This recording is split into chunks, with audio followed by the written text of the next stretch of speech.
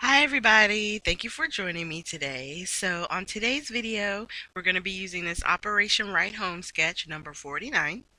And just pause here if you need to get the measurements so that way you can cut your paper and follow along. Whenever I'm using this, I always go an eighth of an inch bigger to create a mat, okay? So right now, instead of using the ATG, I'm going to use some of the Tombow mono adhesive, and we're also going to be using the Prima Georgia Blues paper pad. So we're going to start off with our base piece, which I cut to 4 by 5 1/4, and we're going to use the art glitter glue and attach that to our base paper. The mat is 4 1/8 by 5 3/8.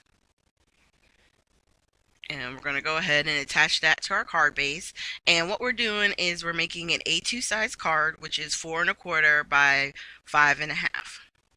And if you have 8 1/2 by 11 paper, basically you cut it in half, and then those halves fold in half, and you have a card, an A2 size card.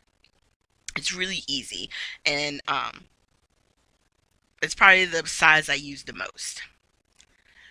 So for this one, I'm going to go ahead and attach it to its mat. This is the background piece. Now, on some of the Operation Right Home sketches, they do include mats. Sometimes their mats are either 1/2 inch or 1/4 inch, depending on what sketch it is. But even when they do, I still make mine an eighth of an inch because I like the smaller border. I like getting more of the pattern paper. Now, on this particular one, I decided that I did want to have a border around all four sides. So for the strip, let's say it's 1 1/4 by, I think they had it 5 1/2. So I made it 1 3/8 by, actually I did mine to 5 3/8 because that's where my matte piece is. So that way the whites would line up and look like one continual piece, if that makes sense. So for attaching purposes, I decided to grab some Fun Foam. This is inexpensive, and I like to get the one with the adhesive on the one side. And so what I did was I attached my tape runner, and then I'm putting a little bit of glue and attach my foam piece, and I'm doing the same thing on the opposite end. And then I'm going to lay it down just to make sure everything's going to lay right. And that's when I noticed, okay, so the Fun Foam is thick enough that it's leaving like a lot of space in the center. So let me add another piece of foam. So that way when we attach it now, because I took the backing off the adhesive and added some art glitter glue, then it'll be even all the way across. It's not going to sag or do anything weird.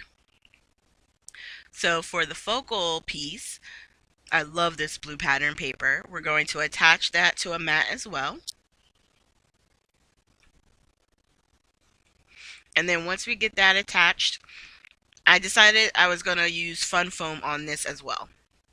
And I didn't think, I really don't need a really big piece because I just want to give it a little bit of dimension as well for this particular focal image. Now, for this series with the Georgia Blues, I decided that I wanted to create a bunch of cards that were ready to go.